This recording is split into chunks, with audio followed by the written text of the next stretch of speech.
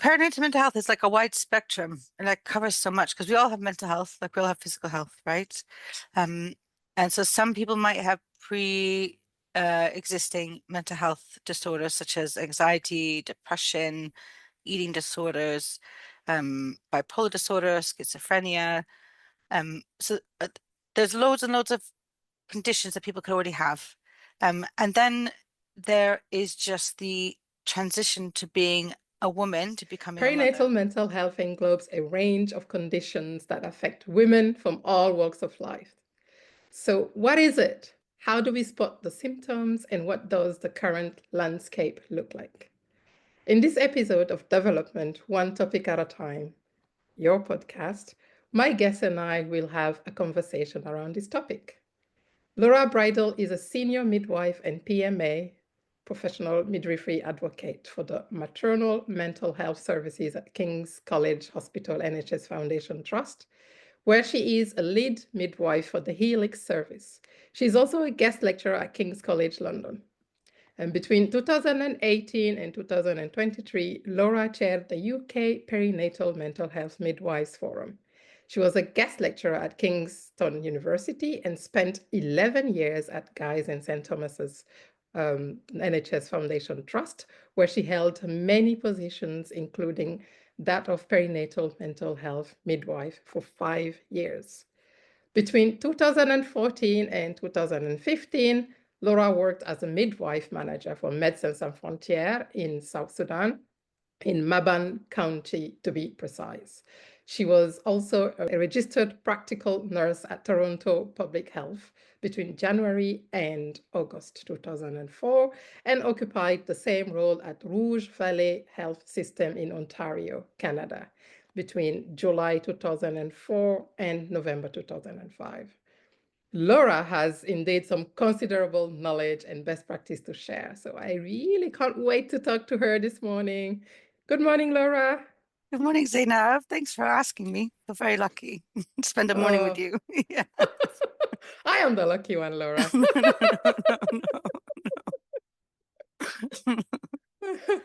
How are you feeling this morning? Yeah, I'm okay. I feel better after chatting to you for a few minutes before we started. I feel better. It's always nice to be around people where you feel like the same passion and can speak openly with people. So I'm very grateful to that. Thank you.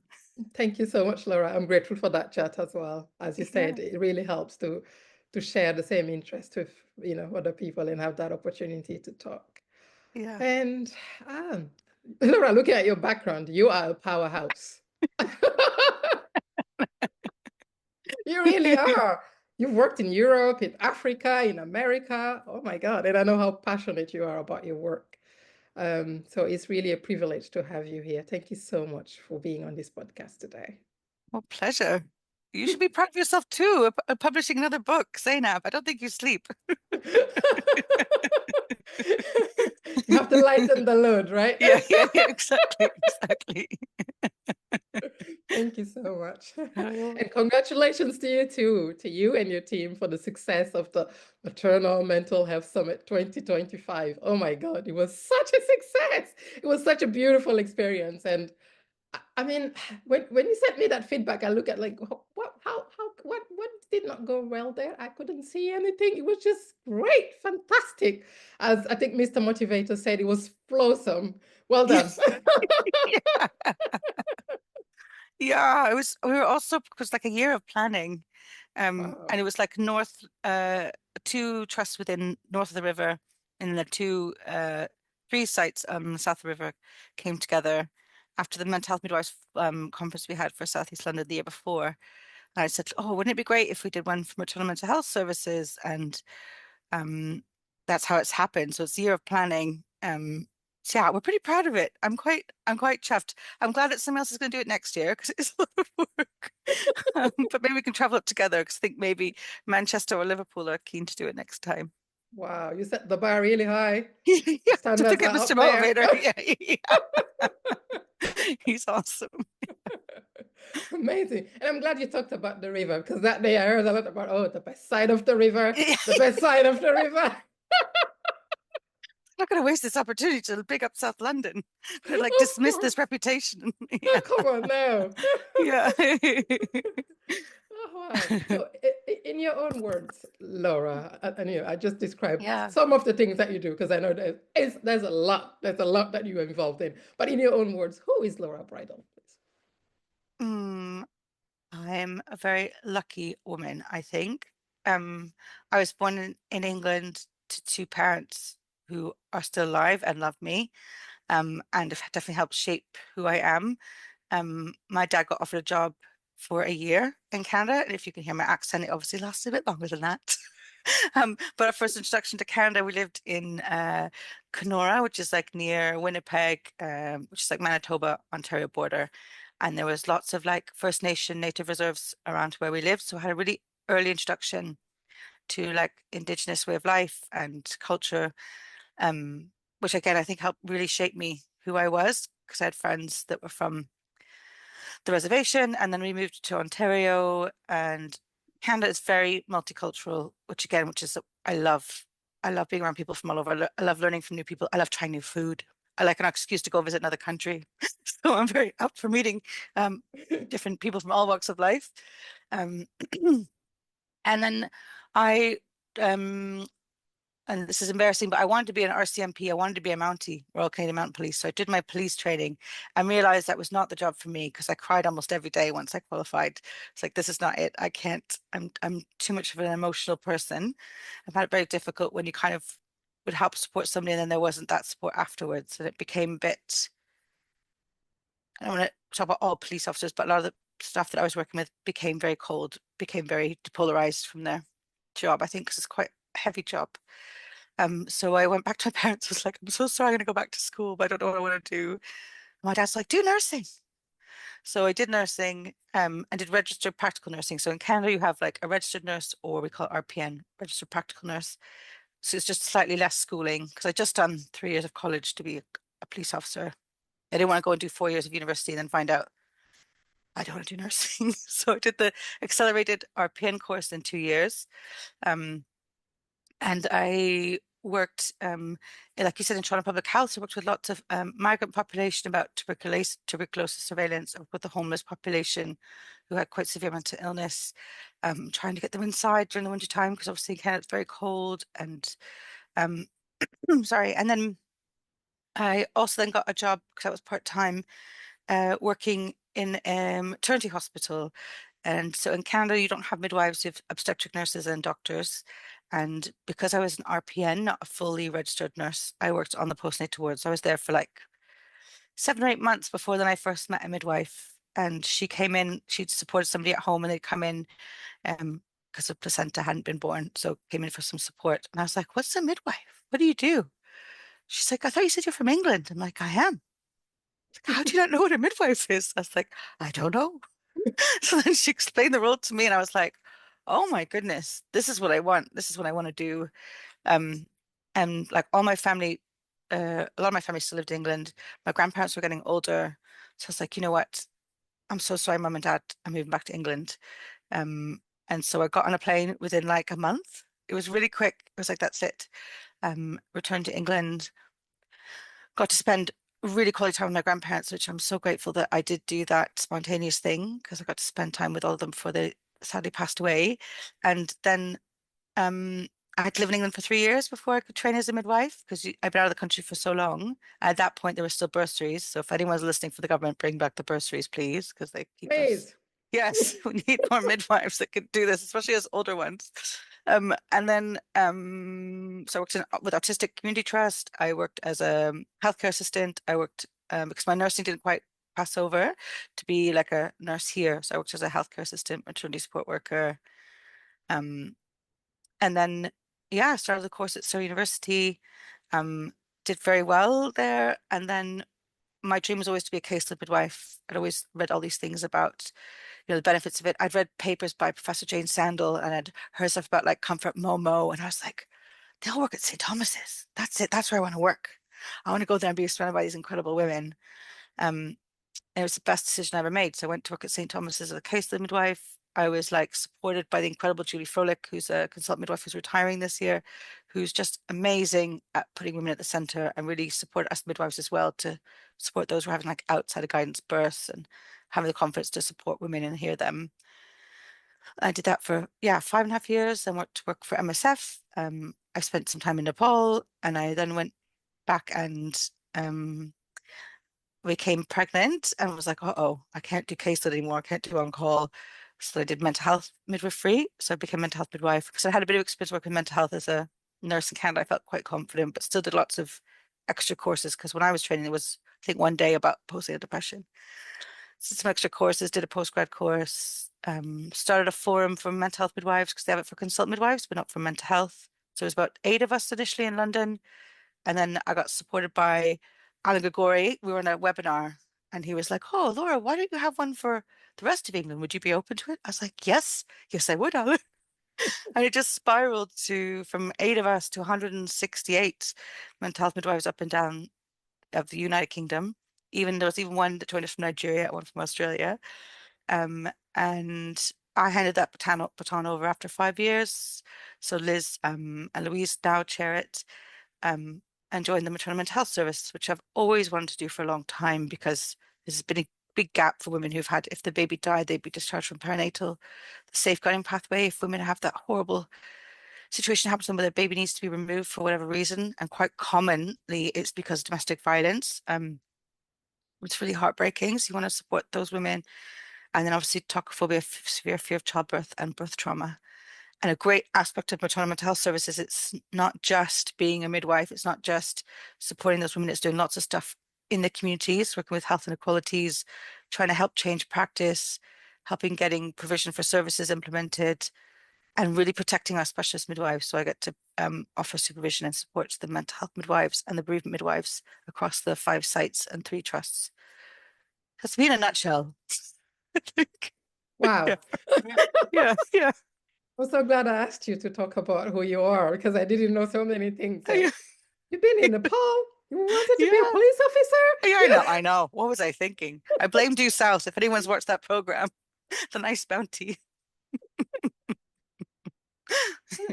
It's such a beautiful journey, Laura. And it's Oh, and I'm glad, to learn everything from you there in terms of like how you put your family first and how you just acknowledged your parents and then how your intention to stay with your grandparents led you to come back and also do midwifery. It's beautiful. It's yeah. yeah, what a beautiful journey. And I wanted to ask, but I think I have some inkling now, but I just wanted to ask the question again. So where do Good. you get that beautiful energy from Laura? Because you're always full of positive energy. And as a result, I think people love gravitating around you and working with you. Your smiles and hugs. I think they're a testament to the kind actions that you exhibit on a daily basis. So, like, where does it come from? I, Mum, I love you. But it's by my dad. My dad's a very bubbly person. My mum is very loving. I always feel guilty for saying that, but my dad's just a very bubbly, silly, dad jokey type person. So I feel like I'm a bit like him. So definitely get that from him. But like I think I've told you from the beginning, I've been very blessed in my life. I've knocking on all the words. I've never been really ill. I've lived in countries where there aren't war. I've had friends that really cared for me. I've been able to travel and see the world. I've got a job. I have a house where I can afford the heating. I have a beautiful boy who anyone who meets him will know why I'm happy because he's gorgeous and hilarious. Um, so I just feel like I've had a really blessed life and I'm surrounded by incredible humans like you that keep that energy going all the time. Like I get to work with Toyin every week. I'm surrounded by Yeah. incredible people all the time. So I feel that's why it's easy for me to be happy because I'm very lucky. Yeah. Wow. I don't know how else I would have described it, but it's a beautiful way of summing everything up, Yeah. especially in this day and age whereby some people actually forget their privileges and forget to be grateful for everything in life. And I think it's Yeah. so good to be grateful, and that appreciation of what you have in your life and that gratitude and the privileges that you have. You just enumerated so many. I think it's beautiful. Your parents, Toyin, Yeah, of big up course. to exactly. That's Toyin. And your son. It'd be nice to meet him one Yeah, day. please, we'll have to meet. He is Yeah. awesome. Yeah. Oh, so sweet. Yeah. Yeah. Laura, we hear terms like antenatal, postnatal, and perinatal. I mean, obviously, I think they're all related to birth because they each have been assigned the suffix natal. Mm. But um, can you please elucidate the different meanings to our audience, please, so that they can clearly distinguish which period of the process of maternal period we are referring to, please? Yeah, it's a very good question because I think as healthcare professionals, sometimes we forget to explain things. So thank you for asking that. Um, Antenatal is from the time you find out you're pregnant up until the timing of birth. Exactly. It's almost like for any like Christians, it's like before Christ and after Christ. It's a bit like that. So you have like before the birth and then postnatal would be after the birth. Um, if you also might hear prenatal. Um, and so sometimes it gets a bit confusing with like if they've terms are used in America because sometimes it's a little bit different.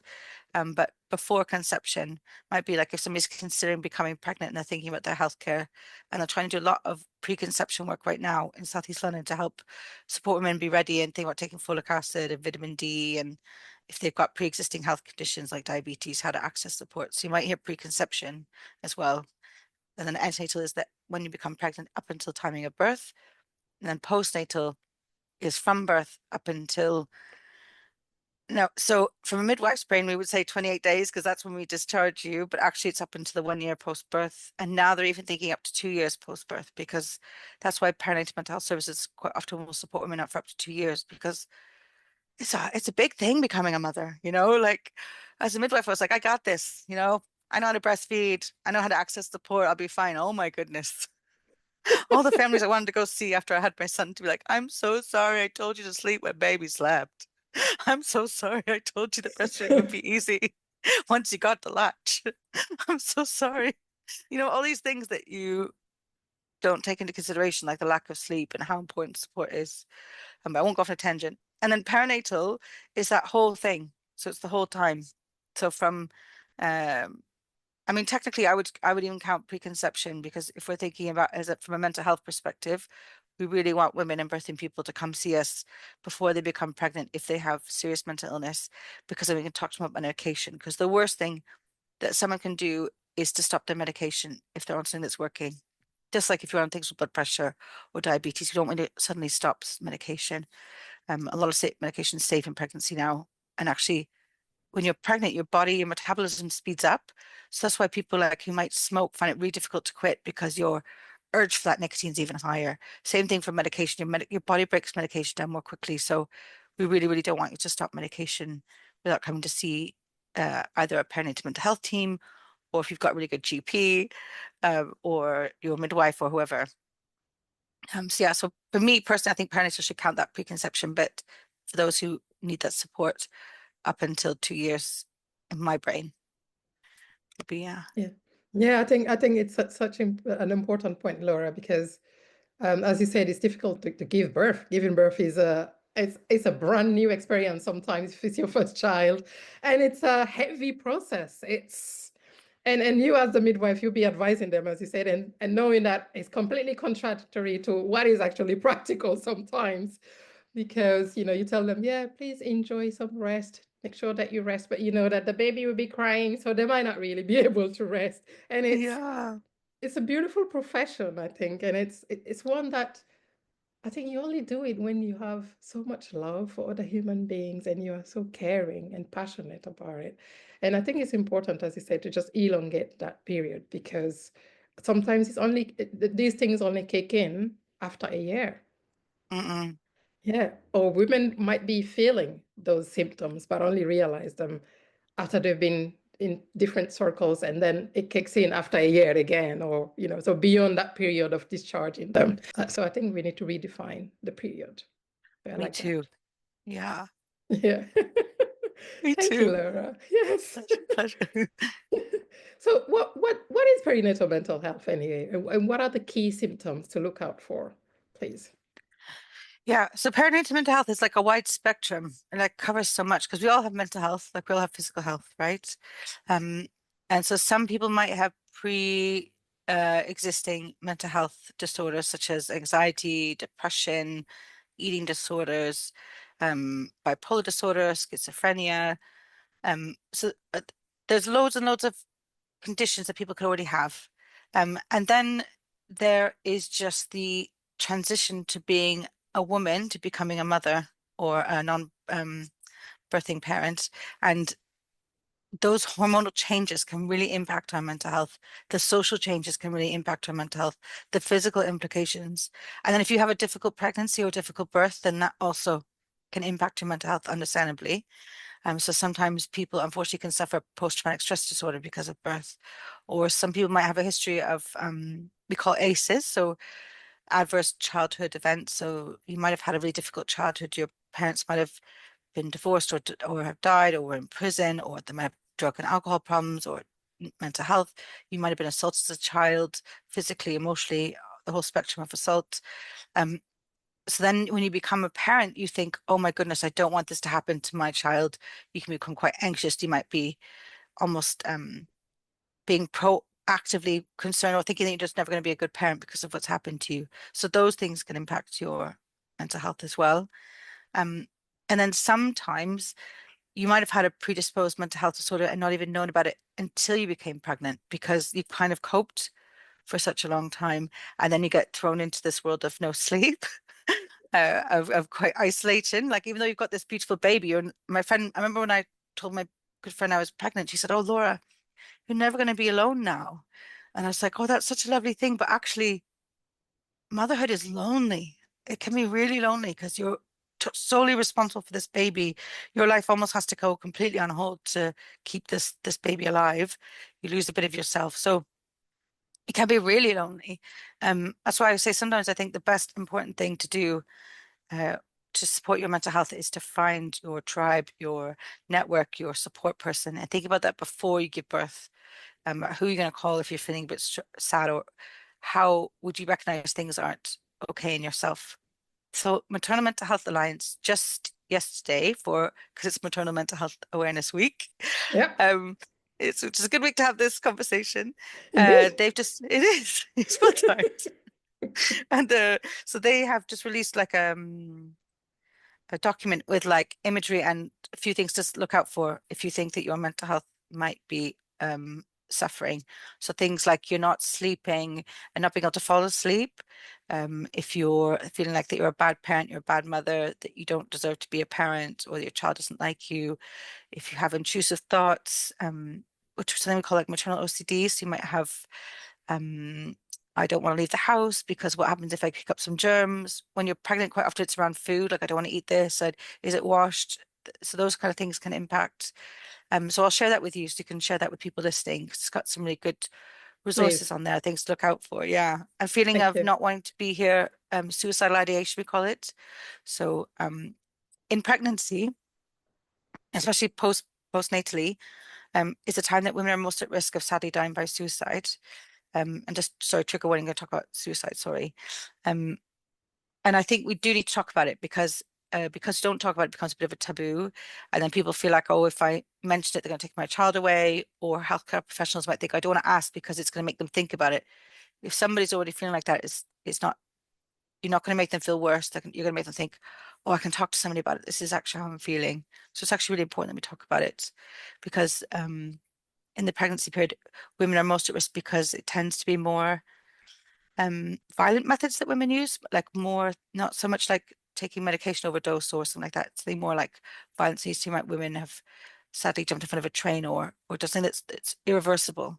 So that's we really want to talk about it because um, yeah, we don't have that chance again. So please, please, please, that would be my thing. There's a really good training you can do about how to talk about suicide because it's a very heavy subject. Mhm. And it's by Zero Alliance. And I'll send you that. And you can get Please, like a yeah. 10-minute training to up to half an hour and it's free and it's been organized by families who've been bereaved by suicide. So it just talks about the language, how to talk about it, what they wish they'd known. It's really beautiful. So I've gone a bit heavy right away, but I think it's quite important that we talk about it because it is the leading cause of maternal death up to the 1 year post-birth, sadly still. And you might find that women become quite withdrawn, not want to leave the house, especially the big thing for us, red flags are like, I'm not a good enough mother. They're better off without me. Yeah, so that's kind of things you want to talk to your friends, which is sometimes we ask women to do, we ask people to do birth plans for planning for the birth. We also ask them to do plans for their brain and their mind and their well-being. So we call the well-being plan. And we get them to think about that in pregnancy. So what's my midwife's number? What's my health visitor's number? What are signs in me when I'm not coping? So do I stop texting back? Do I not shower? Do I not go out? Do I overeat? Do I not eat? Thinking about those things so that if a family member started to notice it in you, they'd be like, oh, Laura, I remember you said that if you were really struggling, you wouldn't be coming out. And I've noticed you haven't been out for like a few weeks. Can I come around and see you? And can I offer to do something? Or can I come hold the baby so you can go have a shower? Or just thinking about those things, trying to help open the conversation. And then another thing that we're quite worried about with mental illness that becomes more of a serious thing is we call postpartum psychosis. And remember I was saying to you, some people don't have this predisposed mental illness. And it might be the very first time that anyone's been introduced to mental health services, and it can be terrifying because postpartum psychosis is this, you just don't feel like you're you feel like somebody might be trying to hurt you, or that someone's trying to take your baby away, or you could hear voices, you could feel like you don't need to sleep, you could feel like it's such a out of body experience and be quite terrifying. And then you're thrown into like a mental health service. Thankfully now there's lots of mother and baby units, so it's a bit more parent-led, parent-friendly, so mum and baby can stay together, so that doesn't disrupt that bond. But sometimes there's not a bed, so sometimes women are thrown into a mental health trust. In South London, we've got the 𝗏𝗏, which is beautiful. It's surrounded by beautiful green trees, beautiful park. You can walk around. But if you've never been to a mental health hospital before, even driving into that, it's a big, huge mental health trust. So you might see people who are severely unwell. If you're going to see your wife or your loved one and their baby, you might be thinking, oh, where are they? Where are they staying? Are they safe here? And I have to get through these like locked doors. And so it can still be quite terrifying. So I think it's really important that we talk about this as well, that this is what could happen.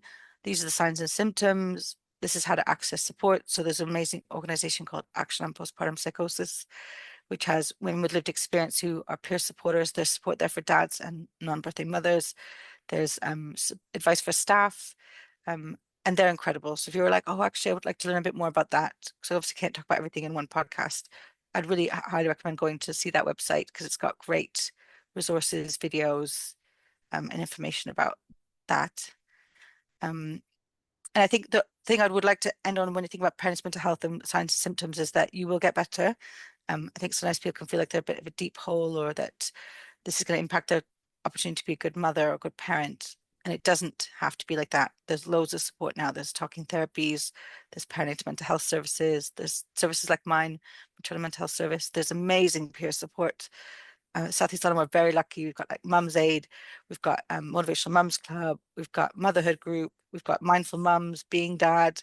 There's great peer support where you can feel like, oh, actually, I'm not the only one. There's Parent Action in Southwark, who I adore. They've got great support groups. So yeah, so speak to your midwife or your colleague about, actually, I kind of want to do some preparatory work to build my social network, especially if you're new in London. Sometimes our family members or friends don't live in London or not even in the country. So just trying to make those social networks even in pregnancy can be really powerful. Wow. Laura, I'm so glad you came today because I think what you just said here might even save lives, you know. I think it's important for all these issues to be demystified. You talked about suicide, and I think we need to talk a lot more about it because it can be very isolating. And sometimes it's isolation that leads people to doing these things because they don't feel understood. And as you said, there's Absolutely. so much help now. There's so much help available. And find your tribe. And I wrote a book on depression, lessons from depression, and I talk about the Ah, importance of just, removing those taboos and just being human. It's okay to be human. It's okay not to be okay. And it's okay to have hope and, to talk about how you feel. And yeah, let's keep talking about mental health. Yeah, your book should Yeah. be everywhere because I think the more people that talk about it, the more people that understand it, more people that see themselves that look like someone that looks like them as well. Because sometimes it can be quite a white Western thing, and that you feel like, oh, actually, this isn't for me. I don't see myself when I go into these services. And we're trying very hard to change that as well. It's not just within the people that we're serving, but the people who are working in the teams as well. So we're trying. So if you ever have a career, if you think about your future career, psychology is a good one, psychiatry, mental I'm health nurse, taking. think about it. Yeah, yeah, yeah, yeah. Please I'm think about it. switching. Yeah, come, come, come. Psychology is quite good. I'm a big fan of psychologists. I love working with them. Um, Yeah. yeah, I they're mean, great. they're great. I mean, even at the summit that you organized, the beautiful summit, I Good. met with some team members of yours, and I was talking about it to them because they are, psychologists and psychiatrists, and I was saying how with the advent of AI, that's a job that will not go away because that's the human brain. Like we still need to understand humans, and I think that's the job to take now It is, to help more yeah. people. Yeah. So yeah, definitely if you it is quite a long career path, but it's so worth it. So if you did your didn't have to be like do your psychology degree or ma and a master's ideally, and then you work as an assistant psychologist for a year or more, get all the experience that you can get, which is very hard for me as a midwife because when I joined this job, we had two incredible assistant psychologists, Jenny and Carmen, who I still miss to this day, and I was not prepared that they'd only be with us for a year because then they Oh, go off to do the trainee. And so if you did your trainee program, it's funded. So it's quite competitive. So then you apply for that and then you become a clinical psychologist. So it is a bit of a long journey, but it's quite worth it, especially if you get to the trainee because that's paid for you get a bursary and um then the world's your oyster. And we definitely need more psychologists. This is my plug. yeah. Please. Please, we need more and more Yeah. psychologists. Yeah. Yeah, Yeah. and I'm glad you talked about the fact that it's not just solely for people with white ethnic background that suffer from mental health, because that's Mm, also one chapter of my book there. That I say it's not a white person's, illness. It's everyone's. It can affect yeah. anyone, and from any time, any period in your life, it can affect you. And in terms of postpartum psychosis, I think we need to talk a lot more about it because I think it's just associated with depression. And sometimes it takes a long time before you realize, oh my God, no, I had psychosis. Yeah. Yeah. It is. It's such a, and so it's like 50% of people who have postpartum psychosis will either have bipolar disorder that they knew about or it gets newly diagnosed because they have this psychotic episode. So as women, when we go through menstruation, when we become a mother and through the menopause tends to be like high peak times for risk of psychosis. So because the hormonal changes, the big drops, and then if you think about birth, especially if you've had like an induction, 2 or 3 days of labor and then no sleep can be a definite trigger. Sleep is a definite trigger. Um, so things like that, we want to kind of protect women and support women. Um, but then the other 50% will have had no history of mental health. So like we were talking about how scary it might be to walk into like a mental health hospital, and then you might be admitted there for, a few months to the mother and baby unit until you're well enough to start your medication, you're feeling well. And then there's a recovery after that. So you could have quite severe depression or anxiety because of what you've just been through. It's quite scary and you feel almost like lost that you've missed the opportunity to kind of go home with your baby and enjoy that. I mean, enjoy. It's hard work. We still get that chance to be with baby skin to Yeah. skin, that nesting time. You miss out on that. Which is also, I'll segue quickly and come back, is thinking about our neonatal parents or families who get on neonatal unit who are there for a few months. Again, the impact that has, that you kind of miss out on that chance to nest with baby. And we call it PTSD trauma of not having something like that unexpectedly happen. Um, so it's really, really important that we look after our friends and family if they have gone through anything that's quite difficult. Don't like stay away from them. If the worst thing, if the baby has suddenly died or they've had a really difficult time, please don't ignore them or leave them alone. Please go and see them, even if it takes a couple of requests before they let you in. Check in on them and see that they're okay. Um, yeah, because that can be quite isolating and upsetting as well. Um, And another thing I would like quickly touch on as well, it's not really mental health, but there's been a lot more discussion, which is really great, about neurodiversity. So if you're an autistic person or have ADHD, you may not have been diagnosed until you become a parent, especially in women, because we're underdiagnosed because our symptoms are slightly different to men. So it tends to be more internal um, impact of like things like ADHD or autism. So you might be internalizing that your brain is racing instead of like where you might see that stereotypical where somebody's like running around, doesn't sit still. So those kind of things don't tend to be diagnosed until you become a parent, where you've kind of been juggling everything and keeping things under control. You're now responsible for somebody else, so you don't know when they're going to eat or what they're going to eat. You can't plan anything. They're loud. You go into an environment that's quite bright, quite sterile. You have to like interact with people. It can really impact women and birthing people who've got who might get diagnosed with autism or ADHD at that point. So again, thinking about the comorbidities that come with that, so like anxiety and depression. So there's lots of us that are impacted by mental health. Like everyone's impacted by mental health, but there's loads of things that can tend to be the first time that are diagnosed or recognized is when you become a parent. So you're like, great. So just join this like world of parenthood, and now I've got this added, need for support.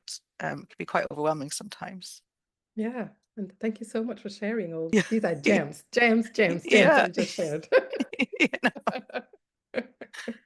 Very helpful. Yeah. And and I think on the, which is a beautiful segue to the next point, really. Oh, Um, because on the on the 2nd of May 2024, an NHS news item suggested that, according to the NHS, quote unquote, um, more than 57,000 new and expectant moms have received specialist support for mental health problems over the last year, up a third on 2022. So end of quote. I think mm, I think it's great to note that more people are receiving specialist mental health support. mm. Yeah, but you and I know that there's still a lot to be done in this area. So how can we encourage more people to seek help when needed? Yeah, I think more specifically, how can we break barriers around mental health and make it less of a taboo subject? I think we touched upon it a little bit, but maybe if we could just develop it a little bit more, please. Yeah, of course. We've been pushing for a very long time to get more education around it in your antenatal classes. I remember when I mentioned before about I think we should be talking about postpartum psychosis in antenatal education. And like, oh no, Lord, that would scare women. I'm like, but it's more scary if it happens so they don't know what it is or like what the symptoms are, or it's about so at St. Thomas's we have about maybe 4 to 7 a year you might see. No, maybe more than that actually. So we had about 8,000 births a year. So I would think we would say anywhere from seven to, because it's like yeah, maybe 7 to 10, maybe even more. My statistics aren't working in my brain right now, but it's definitely more common than It's in somebody, the for morning. example, yeah, yeah. So I should have the coffee. I apologize. So I might put that statistically wrong, but I know that it's much more common than, say, for example, a baby being diagnosed with Down syndrome. But we talk to every woman about the risk. We offer nuchal scans. We offer them choices and discussions around that, but we don't really talk about postpartum psychosis. So it's just one angle of mental health, but I think we should have more discussion in our education. It should be something we talk about from the beginning, because at booking we screen women about their mental health. We do the Woolly questions and the 𝗏2. So Woolly looks at more looking about depression, and the 𝗏2 is like a shortened screening tool for anxiety, which isn't always the best tool at screening. Sometimes you get a lot of what we call false positives, so people who don't actually have anxiety but say yes to the questions. But then we're still talking about mental health. So that's good. That's fine. Mhm, We're talking mhm. about support that's available. But then it doesn't tend to happen again. Even sometimes after the birth, people don't always ask like, "How are you, mum?" or "How are you, dad?" or "How are you?" And please don't forget dad. Dad is super important in this, and non-birthing parent, because they are the other part of this family network. We need to think about Yeah. them. So I think talking about it all the time, every appointment, how are you? How are you feeling? How are you sleeping? How do you feel about motherhood coming up or parenthood coming up? Is there anything you're worried about? And if we talk about it at every appointment, then it becomes normal, just like you're asking about your blood pressure. Is baby moving? Becomes a normal part of every day. And And then also I think talking about what services are available, because sometimes you say to somebody, oh, there's 𝖨𝗡 or talking therapies, but they don't really know what that is. Even midwives, sometimes I talk to them about it now, but they're like, oh, Laura, I've referred someone to your service and you said they have to do talking therapies, but that's not going to help them. I'm like, why? They've got like so many expert colleagues in that team. So you have like step level care, you have, then we might have like group support in 𝖨𝗡 where you come with a group and get some support. You might have some self-help stuff. You might have like a counselor that talks to you. And then the further higher end, you'll have a specialist, a team that might be a psychologist or a specialist CBT therapist, and they can offer things like EMDR, which is evidence-based to help with post-traumatic stress disorder. They offer CBT therapy. They can offer couples therapy. There's loads of support that can happen within talking therapies. But if midwives don't even know all the support is available in that service, then how can we expect families to know about it or that it's accessible? And you can self-refer. You don't even have to wait to see your midwife or your GP. You can go online. And I'll send you the link, but where you find where you are in the country to find out where your local talking therapy service is. And if you're pregnant, you get accelerated, so you get seen within, get a phone call within 4 to 6 weeks, and start therapy that's right for you. And then there's perinatal mental health teams. And again, like, what is this? Oh, it's this scary psychiatrist that's going to give me medication. And it's not always the case at all. You might see a psychiatrist initially for your screening, talk about your mental health history or what's currently happening. So they kind of help decide which pathway within the team you might need.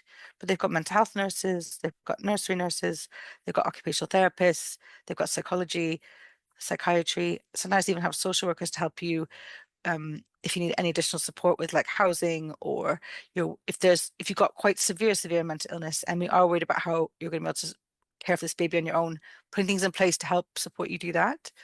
Not every team does have that, but every team does have a psychologist for therapy like CBT or EMDR, nurses that you'll help you with bonding when baby's here.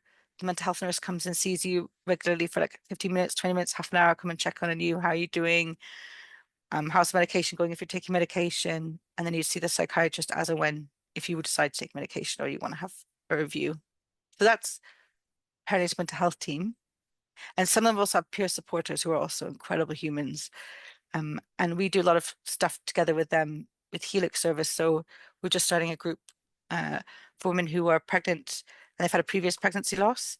So we're doing support for that, about grounding techniques. I do like a tailored antenatal education session because sometimes women don't want to go to antenatal classes after they've had a loss because they don't want to talk about the anxiety because they're worried they're going to upset other women who've not had it, but they feel like they can't be honest about it. To tailored antenatal education within that. And then you have maternal mental health services, like where you have a midwife like me who might offer you birth debrief, birth planning. You might have a psychologist that offers you therapy. There'd be like the peer support, incredible like Toyin and Veronica, who offer like drop-in coffee mornings. They help the Tree of Life group for those who've had pregnancy loss and aren't pregnant. We do stuff in our community. So we do a lot of stuff with like Chrissy Brown from Motivational Mums Club. We go to that group once a month and speak to women face to face. And so they can see I'm the midwife. This is the service we offer. They can also feed back to me like, Laura, this was really hard for me. I didn't get any support, and I can feed that back to the trust. So there's loads of like different services available that aren't just what you might see like on TV or might have heard from a friend or a colleague. So if you are thinking, actually, I do need some support, but I'm not quite sure what that team looks like, just speak to a midwife or go online. There's some really great resources now. You can find out about who's involved in perinatal, what they look like. Most teams have their own webpage too. So you might even see who's involved in the teams. Be like, oh, okay, that's who the psychiatrist is. That's who the psychologist is. We're trying to get on TikTok, on Instagram. So you might find, I know, getting all fancy. Be more approachable. I know, exactly. Yes. And that's the thing, is women were saying at the Motivational Mums Club, they were saying, Laura, no one told me about pelvic floor because last week was Black Maternal Health Week. So I went to see the Greenwich group and I was talking to them about exercise because that was the theme for that day. And I was like, and we're all going to do some exercise today. I'm like, what? I'm like, don't worry, I'm doing pelvic floor. So teaching them how to do the pelvic floor exercises. And they were like, no one told us about this. I was like, what? No one told you about pelvic floor and pregnancy? But sometimes that information gets locked within loads of other information, so it doesn't get absorbed, or you just get given a leaflet and you don't get a chance to talk about it. So they were saying they would love to have things like TikTok, because that's where they go. It's a 2-minute video, 1-minute video, quick thing information, and it's done. So if they have a screaming baby, they're like, they could just quickly watch it, or they're a bit tired, they quickly watch it, absorb that information and go back. So I do think as a healthcare services, we do need to become adaptable like that, because people are busy. They are coming between their work. They might have 2 or 3 kids. More than that, they might have sleep deprivation. English may Yeah. not be their first language. There's loads of things that can impact. Might be, talk about neurodiversity, people might be better at visual learners. They go back and listen and watch things. So I think it is the way we need to go, if I'm honest, is to be a bit more cool. Yeah, more Gen Z. Yeah. You know, Trendy. yeah, Way to go. yeah, yeah, yeah. Exactly, because I think that's the way, you're more accessible, then you're going to meet more people and make it look less of a challenging area to join, because it's Absolutely. already intimidating to be feeling not okay. And then to have to go through a trust and talk to someone that you don't know about how you feel, so I think it's a way of building that trust, that rapport. And as you said, training is important, and ensuring that there's cultural safety and all these things. I mean, absolutely. Thank you so much. That was 100%. such a beautiful and comprehensive answer. Thank you. Yeah. And also a really important thing you just touched on as well is that if something's quite important to you about your culture or your faith, make sure you tell your healthcare professional about that, because we can incorporate things like that. There's lots of work now about even some CBT therapy incorporating things from for like the Muslim faith, like for Islam, like making sure that that's really important. Because actually, if you have faith, faith is what's going to help get you through. That might be your support network. Quite often I'll say to women, are you part of a church? Are you part of a mosque? Are you part of like a temple? Or you've got a synagogue? Is there somewhere you feel safe? Can you go and talk to people there? Because sometimes, like I was dragged up Catholic, but I always have very fond memories of being where people were singing and going to me after mass. So that might be a really important part of your healing. So don't feel like you can't talk about that. We can incorporate that into your recovery and your support, and making sure that you've got, yeah, part of you in this healing. We can't just expect you to just Yeah. heal in one way. Yeah. No, I like that holistic approach, because you have to be you.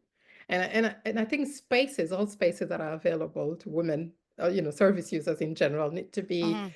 um, I think, implemented and created in such a way that they welcome the whole you. Absolutely. You don't change yourself just because you are walking into a maternity ward, but you are a Muslim, or you are a Christian, you are a Jew. You Yes. you bring all of that Yes. with you. You might be black or white, or you bring all that with you. There are Absolutely. divergence. It has to be holistic. Yeah. Yes, 100%. And if it Yeah. isn't, find someone else. You can always ask for a second opinion or see somebody Yep. else that you mix with. Yeah. Yep. Yeah. Wow, Laura, I mean, from a service provider perspective, Mm. what do you think are the main challenges that someone encounters in this field?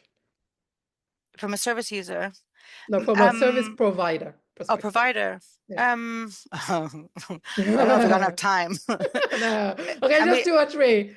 yeah. I mean, Okay. the biggest would be money. So so Helix, we're part of a maternal mental health service. So we're just over 2 years old, and maternal mental health services are open for 4 pathways. So birth trauma, people who've had birth trauma, people who have tocophobia, so severe fear of childbirth, those who've had their baby removed because of safeguarding social care, and then those who've had pregnancy loss, and the whole spectrum from fertility to neonatal death, termination for medical reasons, molar pregnancy, any kind of loss is, in my opinion anyway, is included in that pathway. Um, and when we opened up in Helix, which is Southeast London, there's Oxys and Slam. So pretty much exactly the same, except Oxys you can self-refer, but otherwise quite similar. Um, and we opened up to the lost pathway first. So not tocophobia, not birth trauma, not birth separation, because we've got really great consultant midwives and professional midwifery advocates that kind of help support those with tocophobia and birth trauma. And we're trying to make sure we've got the pathway for all those 3 trusts. So if you have tocophobia, being screened earlier, accessing support, getting talking therapies, getting the birth that you want and need. Same with birth trauma, having the birth debrief. So we're looking at training now up for colleagues about how to do that safely, because it's not always done in the best way. Um, but anyway, the plan was then to open the other pathways once we got going with the last one. The last one, we are so oversubscribed that we've got 8 months plus waiting list for therapy because we're such a small team. So I'm the only midwife that covers Southeast London.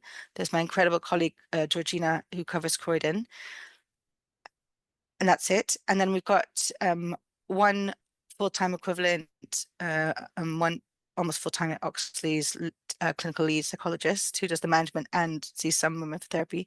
Then you have 2.5 pretty much psychologists within that team covering all those boroughs, all that area. And we're just nowhere near capacity or ability to be able to open the safeguarding pathway, which Toyin and I are very passionate about and really want to open.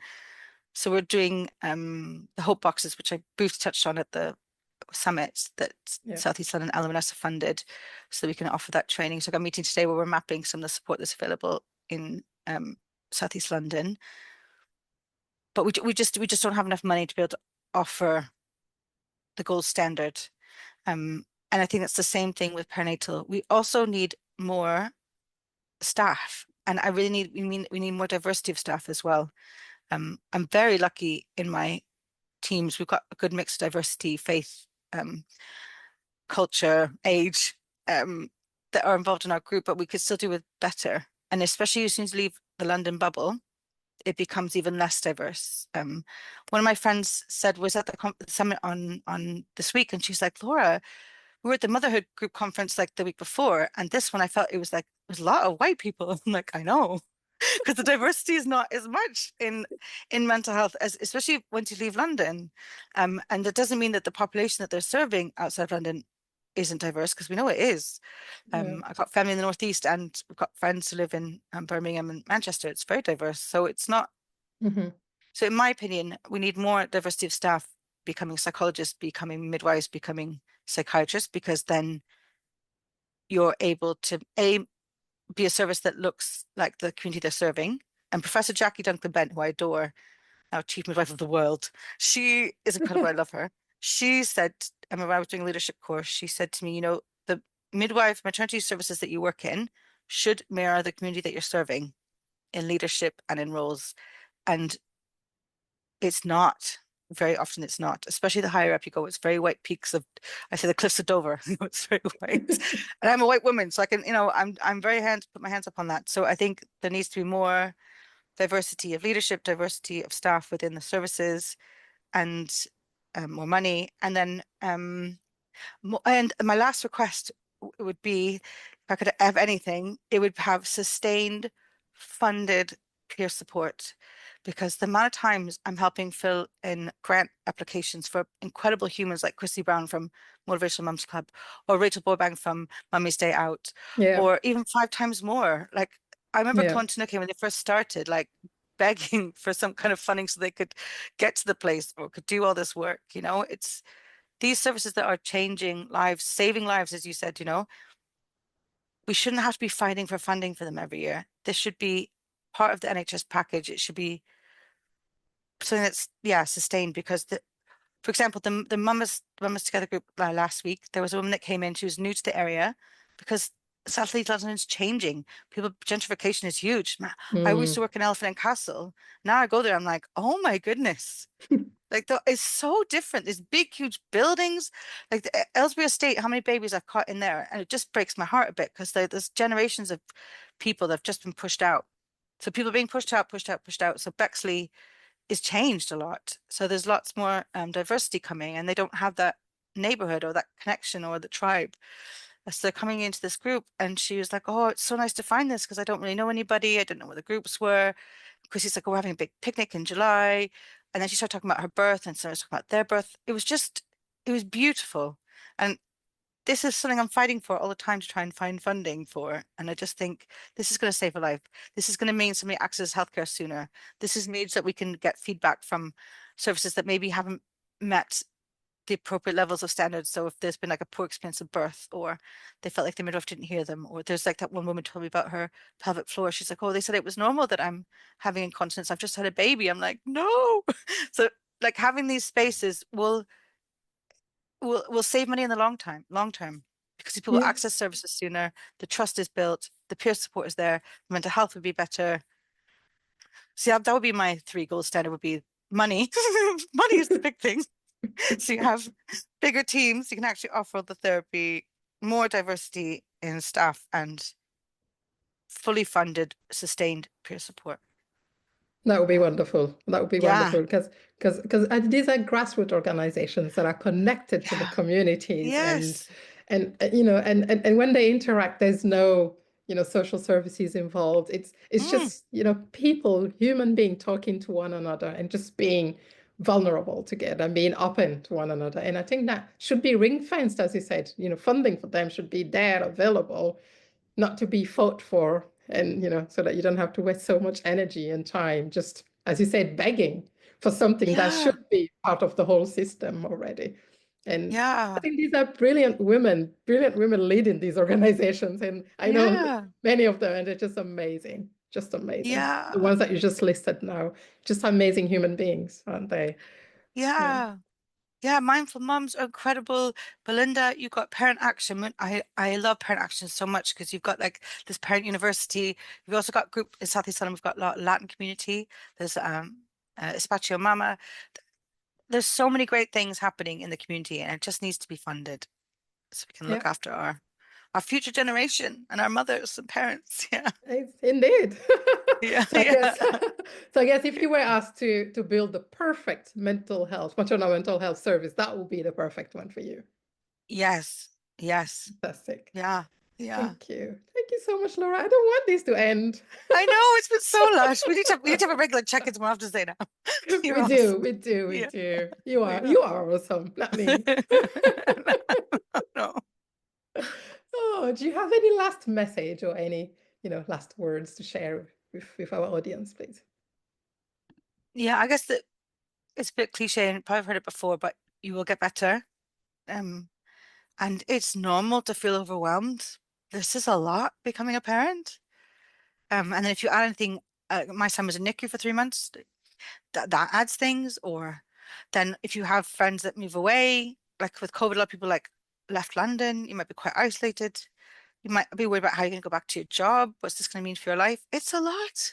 So it's okay to be like, this isn't the dream that I thought it was going to be, being a mother or a parent. It's okay to say that. You're still a good parent. But please, yeah, go to the peer support groups or speak to your midwife or speak to your GP, self-refer to talking therapies, go to your faith group, speak to your sister, find something to kind of keep you going. Because once you tell one other person, it becomes a lot easier to talk about it to somebody else. And if they don't listen and they're not nice, go to someone else. Yes. Go to Yeah. Laura. Go to Yeah. Laura. Come. I'll help you sort you out. Yeah. Yeah. Wow, what a beautiful message, Laura. Thank you so much. Thank you. Oh, pleasure. It's always great talking to you. I think you exude an infectious positive energy, and you are an asset to your team and to everyone around you. You're just Snap, that Zainab. lovely person. Yeah. I'm so glad I got introduced to you through the research world. Like that's such a wonderful thing. It's a wonderful thing. You're a great human. Thank you. Thank you so much. Yeah. Same to you. And I wish you all the best with, with Thank the you. hope that you're welcome, with the hope that you will, or you will, that you and I will see each other soon again in person, so I Yes. can benefit from your warm hugs. I love them. You're just so Me good too. at Me too. at Me too. giving nice warm hugs. Like, oh, Me too. just keep it there for a while. Yeah. Yeah.